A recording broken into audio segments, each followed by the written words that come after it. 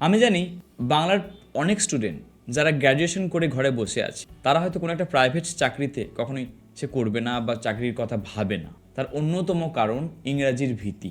সে জানে যখন চাকরির জন্য আমি ইন্টারভিউ দেব, ইংলিশে কথা বলতে হবে, আর যেটা আমি পারি না। এই ভীতি তাকে অনেকটা দূরে সরিয়ে রেখেছে। এমনটা তোমার জীবনেও হয়তো হয়েছে যে তুমি হয়তো ইন্টারভিউ দিতে গেছো, দেখেছো যে তোমার পাশে কোনো একটা ইংলিশ মিডিয়ামের স্টুডেন্ট আছে, সে হচ্ছে গড় করে কথা বলছে ইংলিশে, আর তুমি ভেবেছো যাহ, চাকরিটা বোধহয় আমার আর হবে না। আর এই ভীতি তোমারও হয়তো জীবনে অনেকটা বেশি কুড়ে কুড়ে খাচ্ছে। যদিও তোমার রেজাল্ট ভালো, যদিও তোমার মধ্যে কর্ম করার ক্ষমতা আছে, তুমি খুব হার্ডওয়ার্কার, কিন্তু তোমার আত্মবিশ্বাস এতটাই কম যার ফলে যোগ্য হওয়া সত্ত্বেও অন্য কেউ চাকরিটা নিয়ে চলে যাচ্ছে। তাই বলবো বন্ধুরা, এই ভিডিওটা মন দিয়ে শোনো। আমি 3টে পয়েন্ট তোমার সাথে আজকে শেয়ার করব। তোমার যে ইংরাজির প্রতি ভীতি আছে, আশা করব এই ভিডিওটা দেখার পর মুছে যাবে চিরতরে। প্রথমে একটা জিনিস জেনে রাখো বন্ধুরা, ভাষা কেবল একটি হাতিয়ার, এটা কখনোই বুদ্ধিমত্তার পরিচয় নয়। ভাষা শুধু একটা টুল আমাদের জীবনে, এটা কখনোই ইন্টেলিজেন্সের ম্যাটার নয়। যেমন তোমার কাছে ধরো দুটো হাতুড়ি আছে, একটা সোনার হাতুড়ি আর একটা হচ্ছে লোহার হাতুড়ি। এবার প্র্যাকটিক্যাল জীবনে যখন কাজে লাগার প্রয়োজন আছে, তখন আমাদের কিন্তু ওই লোহার হাতুড়িটাই লাগে, সোনার হাতুড়িটা নয়। ইংলিশ মিডিয়ামের স্টুডেন্টরা ঠিক ওই সোনার হাতুড়ির মতন। তোমরা আজ পর্যন্ত গ্র্যাজুয়েশন করে এসেছো মানে জানবে তোমার যা বাংলা মিডিয়ামের সিলেবাস ছিল খুব টাফ, ডিফিকাল্ট। তোমার লজিক মাইন্ড অনেক বেশি শার্প, তুমি অনেকটা বাধা পেয়েছো, তোমার কাছে অনেক কিছু অপরচুনিটি ছিল না, তুমি ফাইট করে এসেছো, তাই আজকে তুমি গ্র্যাজুয়েশন কমপ্লিট করেছো। তাই কখনো এটা হতে পারে না যে তুমি ইংলিশ বলতে পারো না বলে চাকরি নেবে না।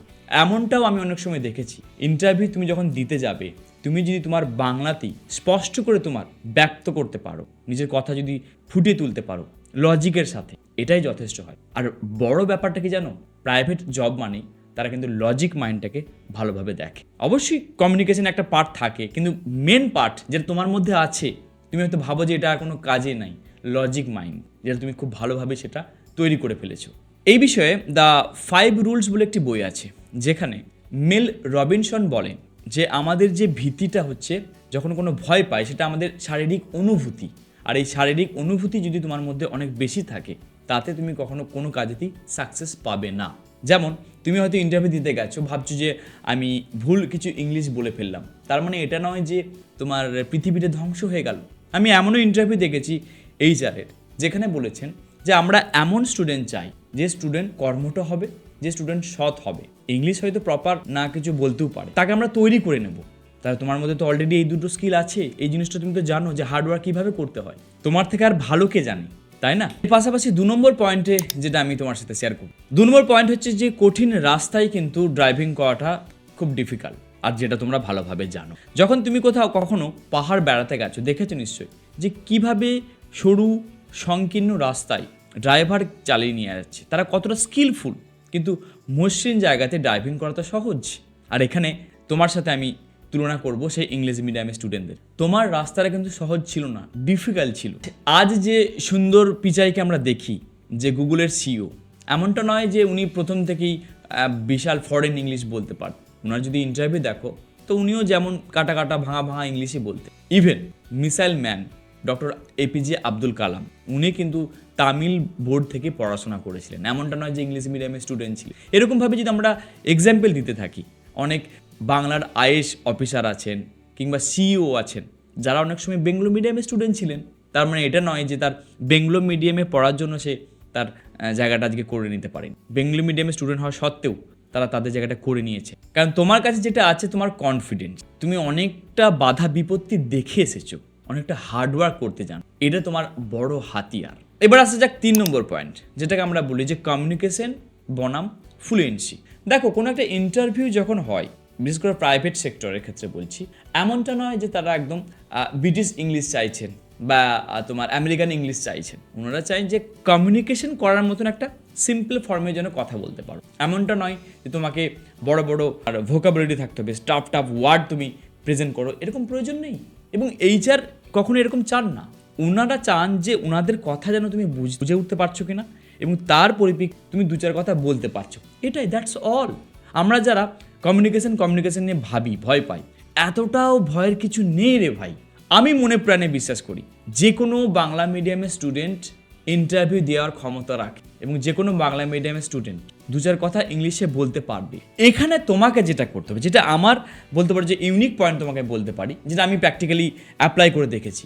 যখন তুমি ইন্টারভিউ দেবে, ইন্টারভিউ দেওয়ার সময় তুমি কিভাবে তোমার বডিকে অ্যাপ্রোচ করছো, কিভাবে তুমি কমিউনিকেট করছো, সেটা ইম্পর্টেন্ট। কমিউনিকেট বলতে আবার এটা নয় যে ইংলিশ বলাটা। সাপোজ তুমি ভালো ইংলিশে বলছো, পরপর সেন্টেন্স গুছিয়ে গুছিয়ে বলছো, বাট তোমার মধ্যে কনফিডেন্স দেখা যাচ্ছে, তুমি খুব আমতা আমতা করে কথা বলছো। My name is Ashik Mondal, I am from Bardhaman. দেখো, এরকমভাবে আমরা ইন্টারভিউ দিতে পারি। কিংবা যদি এরকমভাবে দিই, ধরো my name is Ashik Mondal, I am from যদি বর্ধমান নাম না যদি বলি, আই এম ইন ফ্রম না বলে যদি বলো আই এম অ্যাট বর্ধমান, এটাও যদি আমি বলে ফেলি সাপোজ, কিন্তু কথাটা ফ্লুয়েন্সির সাথে কনফিডেন্সের সাথে বলার চেষ্টা করি। অনেক সময় ভুলভাল একটা দুটো সেন্টেন্স হয়ে গেলেও এইচআর বা ইন্টারভিউ যে নিচ্ছেন উনি কিন্তু এটা লক্ষ্য করেন না। যেটা লক্ষ্য করেন তোমার কথা বলার ধরন, তোমার বডি ল্যাঙ্গুয়েজ, তুমি কতটা স্মাইলি ফেসে কথা বলছো, এটাই অনেক সময় গুরুত্বপূর্ণ ভূমিকা হয়ে থাকবে। অনেক সময় কথার মধ্যে সেন্টেন্স হয়তো প্রপার না হতে পারে, এটা এদিকের ওয়ার্ড ওদিকে হয়ে যেতেই পারে, কিন্তু ওনারা কিন্তু এটাকে এগিয়ে নিয়ে যায়, এখানে কোথাও আটকে যায় না। তাই বলবো, ভাবো একটা নদীর কথা। নদী কখনোই ভাবে না যে আমি কিভাবে চলবো। নদী তার নিজের গতিতেই বয়ে চলে, কখনো পাহাড়, কখনো ঝর্ণা হয়ে অবশেষে সমুদ্রে মিলিত হয়। তাই বলবো যে তোমার ভাষার বিষয়টাতে যেমনই হোক না কেন, তোমার আলটিমেট গন্তব্য হলো তোমার সাফল্য হওয়া, আর সেটা তুমি পাবেই যদি তোমার মধ্যে সেই খিদে থাকে, সেই এনার্জি থাকে অ্যাচিভ করার। আমি জানি যে যতই তুমি ভিডিওটা দেখেছো তোমার মধ্যে নতুন কনফিডেন্স বিল্ড হয়েছে। তাই বলবো, ভিডিওটা দেখার পর চ্যানেলটি সাবস্ক্রাইব করে নিজের মধ্যে একটি কনফিডেন্স তৈরি কর, আর বন্ধুদের সাথে শেয়ার করে দাও, কারণ তারাও হয়তো তোমার মতনই এইভাবেই ভীতি হয়ে আছে যে আমরা যদি ইংলিশ না বলতে পারি হয়তো চাকরিটাই পাবো। তাই কমেন্টে লেখো যে আই ক্যান ডু দিস। কেমন লাগলো ভিডিওটা অবশ্যই কমেন্টে জানিও। পরের ভিডিওতে আবার দেখা হবে। Thank you very much.